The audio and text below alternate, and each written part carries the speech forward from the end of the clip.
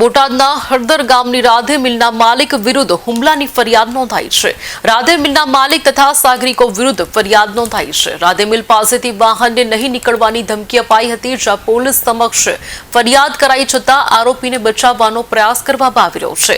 ફરિયાદીએ આપેલ વિડીયોમાં સમગ્ર હકીકત રજૂ થઈ રહી છે। આરોપીઓ લાકડી વડે ગાડીની પાછળ દોડતા આ વિડીયોમાં જોવા મળી રહ્યા છે।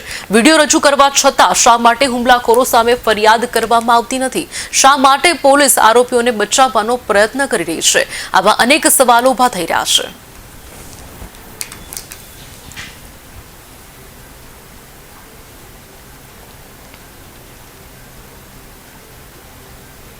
તમે એક ફરિયાદ કરી છે પાળિયાદ પોલીસ સ્ટેશનમાં, શું ઘટના છે?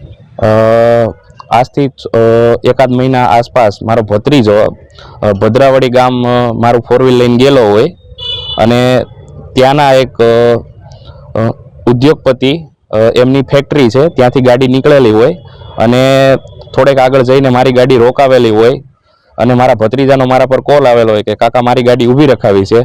ત્યાંથી હું બોટાદ હોઉં અને મારી ગાડી લઈ અને હું ત્યાં ઘટના સ્થળ પર જવા નીકળેલો હતો, પણ ત્યાં મને રસ્તામાં કોઈ જોવા મળેલું નહીં અને ભદ્રાવડીથી હું રિટર્ન વળતા રાધે ઓઇલ મિલ પાસે અમુક માણસો ઊભેલા હોય અને ત્યાંથી મારી ગાડી પસાર થતાં ત્યાંથી લોકોએ મારી ગાડી ઉપર પથ્થરમારો કરેલ અને મારી ગાડીનો કાચ ફોડેલ અને મારી પાછળ 2 પિકઅપ લઈ અને 2-3 2 વ્હીલ લઈને હળદર સુધી પાછળ આવેલ અને ત્યાં એક બાઇક મારી 4 વ્હીલની આગળ આડું રાખી મારું